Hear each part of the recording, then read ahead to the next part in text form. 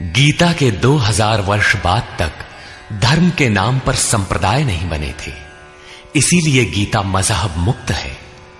उस समय विश्व मनीषा में एक ही शास्त्र गूंज रहा था, उपनिषद सार गीता, मोक्ष और समृद्धि का स्रोत गीता।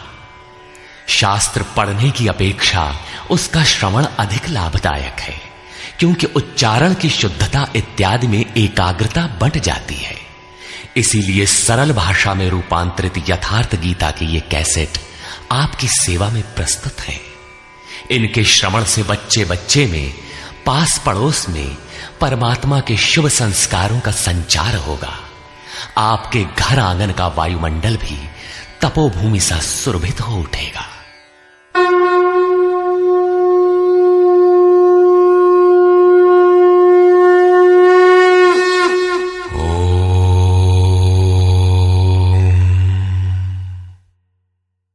श्री परमात्मने नमः।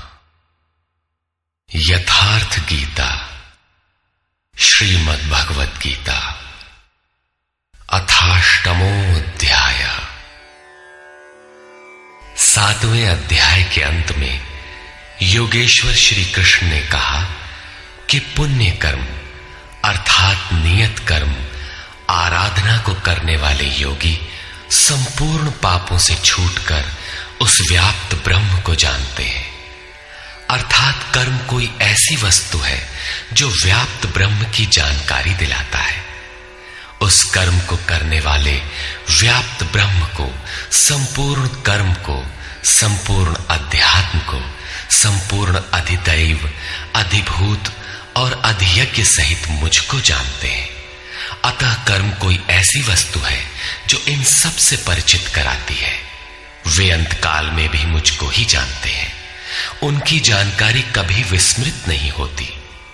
इस पर अर्जुन ने इस अध्याय के प्रारंभ में ही उन्हीं शब्दों को दोहराते हुए प्रश्न रखा। अर्जुन उवाच।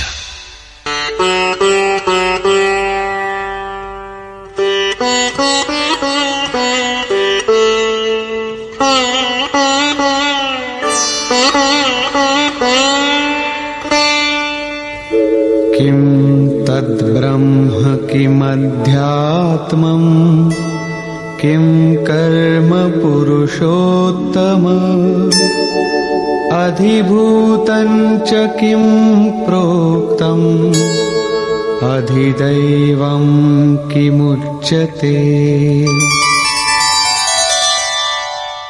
हे पुरुषोत्तम, वो ब्रह्म क्या है, अध्यात्म क्या है, कर्म क्या है, अधिभूत तथा अधिदैव किसे कहा जाता है?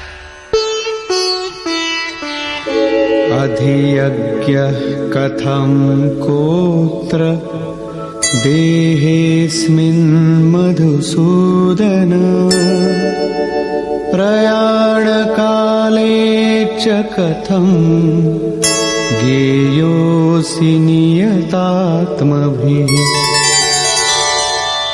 हे मधुसूदन, यहां अधियज्ञ कौन है और वह इस शरीर में कैसे है?